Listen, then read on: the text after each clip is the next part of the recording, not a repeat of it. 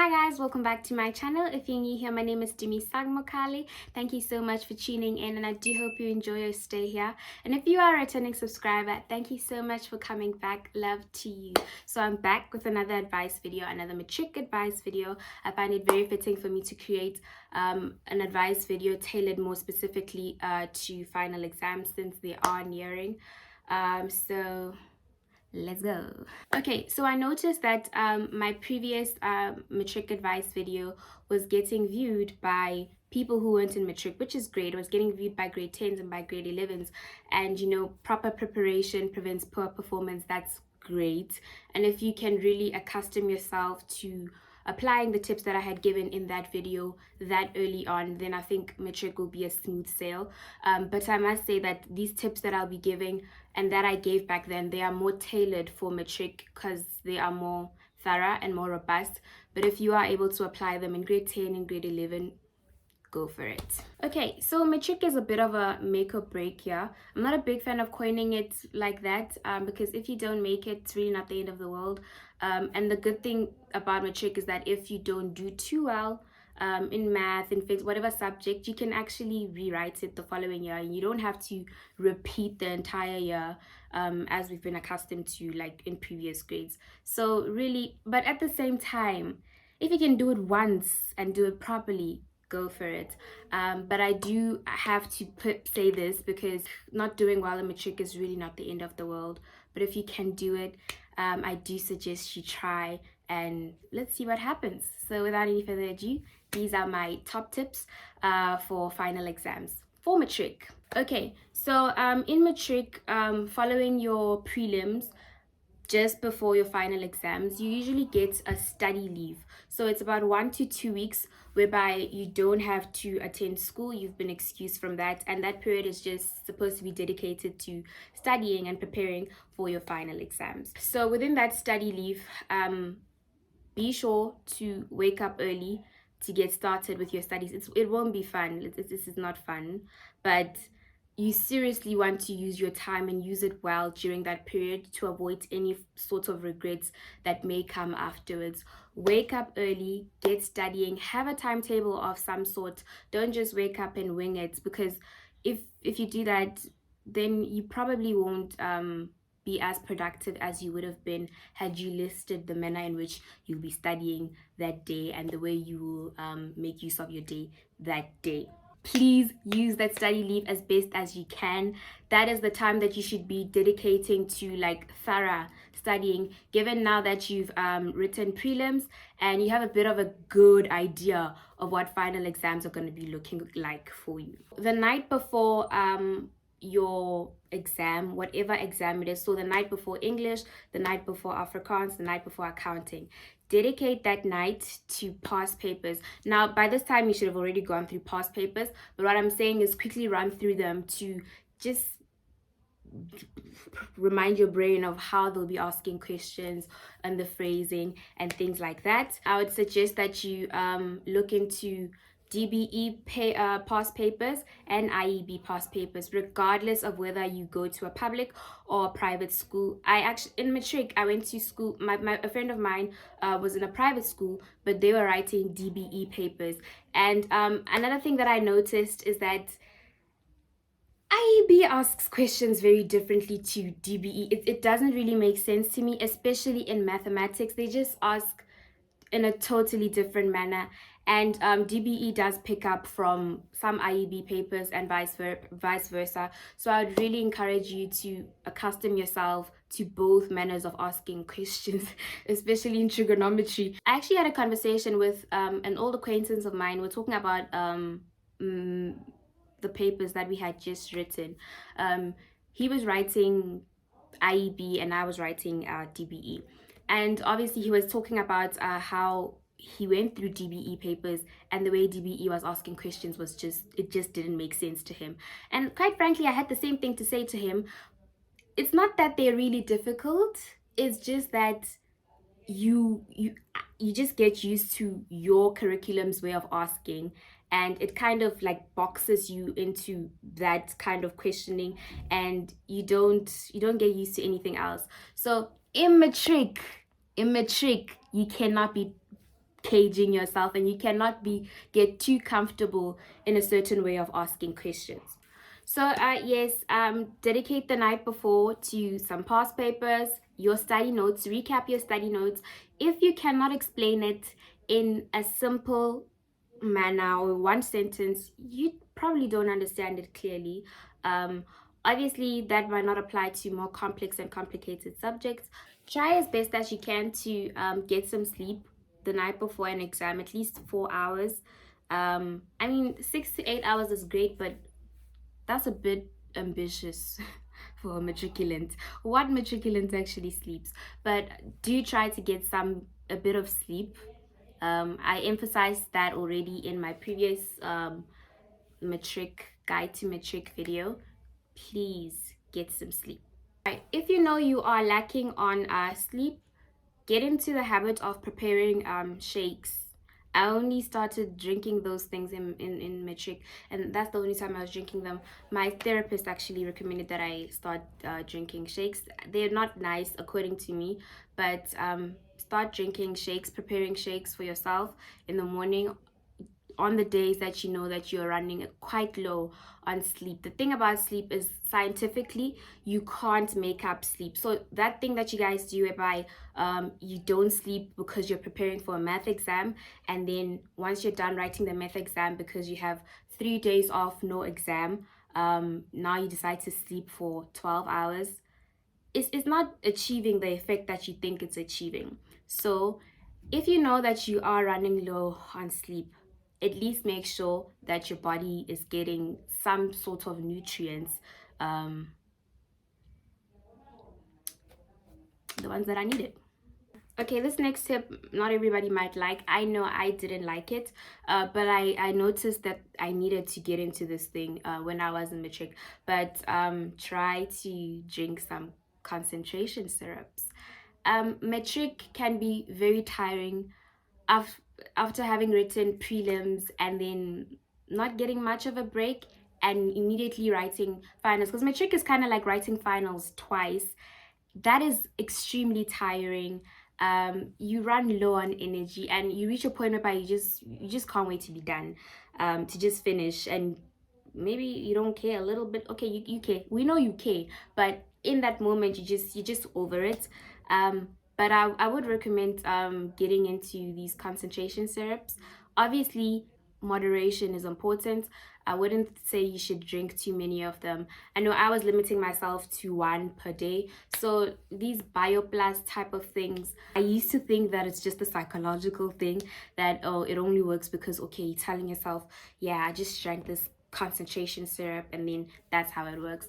But no, I tried them for myself and I actually did feel a bit more energetic and a bit more like ready for my exams when I was walking into that exam room. This next tip will also to ensure that you have the right amount of energy when you're walking into that exam room, and that is to try to drink some what are they called, concentration and focus supplements.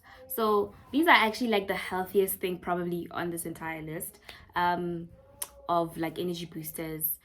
So supplements, so I know vitamin B is a great concentration or focus booster. Vitamin B, that's kind of all I know. I think omega-3 and the fish ones, but yeah. So yes, like it really does help not just your body but also your mental state, knowing that I'm walking into this exam room with a little bit more more backup, more more what's the word I'm looking for. I'm walking into this exam room with more than just what I studied. It does also help your psychology, knowing that you have just a little bit more than you would have had you not taken anything. But if you're gonna use any of these supplements or any of these concentration syrups, shakes, whatever, all that I've mentioned, try to start using them within your study leave and see how you react to them and how you respond to them, and maybe you might choose which one is best for you. I will give a one disclaimer or notice, or I don't know, whatever is attention grabbing, about the BioPlus. the reason why I emphasize moderation is because if you use those things too much like drinking coffee, they can lead to irritability or like nervousness. And here's the thing, you're probably already nervous before your matric exam. You do not want to heighten that. You don't want to increase your nervousness and you're trembling too much, because you want to do your things properly. The next step is to arrive at your school at the least an hour before the time set to enter the exam room. Now this will, hear me out, this will make sure that you are calm before the exam, and this will prevent any sort of crises or setbacks. You won't be stuck in traffic, you won't be panicking. It's matric, and really you don't want to lose out on 20 minutes because you were running late or something happened. I know I used to arrive at least 2 hours early. I was that paranoid. So anyway, it worked for me, and that was to prevent any sort of problems. And if anything was to arise, then I know I'd have enough time to sort myself out, to get an Uber, to get a family member to drive me, or my mom, you know. Yes, on top of that, if you arrive at school much earlier, you will have time to just quickly run through your notes with the security of knowing that you're already at school. So that's just amazing. My next step is to be that girl, be that guy who disassociates during the hour before the exam. Be that one, just in matric, be that person who's at the top of the staircase, who's in the corner, who's behind the hall, I don't know where, but disassociate and run through your notes. That's quite pivotal. Sometimes you've really studied and you've gone through everything the night before, but just that quick run through in the morning can really be the difference between a distinction and perhaps a 70 or a 60, or I don't know what else. So just run through your notes. You don't even need to seriously be studying them at that point in time, but more like scanning and the likes. This is a tip that I gave in my preview in the guide to matric video, but talk to the smart kids, bro. Talk to the smart kids. Talk to the overachievers about how they're feeling about the exams, etc.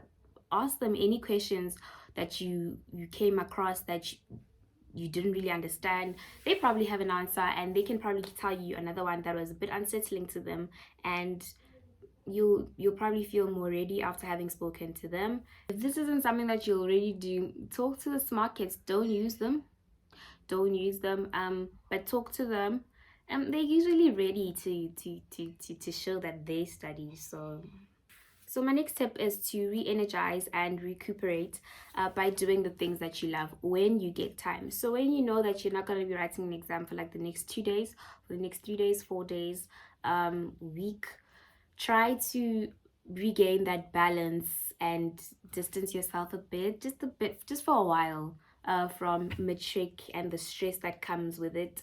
Do a facial, go for a run if that's your thing, or work out. Go to the mall, plan a little date with your boyfriend, with your girlfriends, you know. I think this is something that you guys will learn a lot more when you get to varsity, but really during final exams, like, life shouldn't stop. In university, you learn more to you learn a lot more about balancing your life, your life, and your work-life balance. You learn more. I think you guys get the point. Life is not supposed to stop just because you have finals, but given that it's matric, we will excuse you understand? But in future, when you're busy studying towards a master's and you have kids, you can't now stop being a parent because you have finals. I hope you guys get my point. Lastly, and most importantly, this is probably the most important tip: take care of your mental health.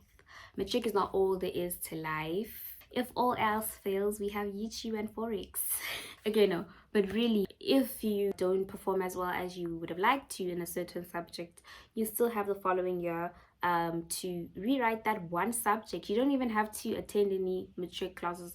Well, I would assume that you would spend your time studying for that subject, and you can rewrite the subject in June. So you literally just have to wait 4 months, because matric results come out like February. Take care of your mental health, take care of the things that you are saying to yourself, and how you're treating yourself during that period, how you're treating yourself after knowing very well that that exam probably did not go as well as you would have wanted it to go. And here's the thing, if you know that your best is a mark in the 60s, is a mark in the 50s or 70s, by all means shoot for that, go for it. But if you know that your best is in the 80s, do it. My point is, we cannot all be reaching for 80s, we cannot all be reaching for 90s and 70s. If you know that 60s is your best, go for it and be as happy as I don't know who once you achieve that mark, because you and only you know how hard you worked to achieve that mark. To all matriculants and grade 10s and grade 11s watching this, good luck with your final exams. Please enjoy your last few days of wearing uniform. I know I miss it a little bit, but I probably wouldn't have said that in matric, no. But if we don't do as well as we like to, it's okay, we can still try again. Thank you so much for watching this video. Please like this video and subscribe to my channel. I do like giving advice videos, if you haven't noticed.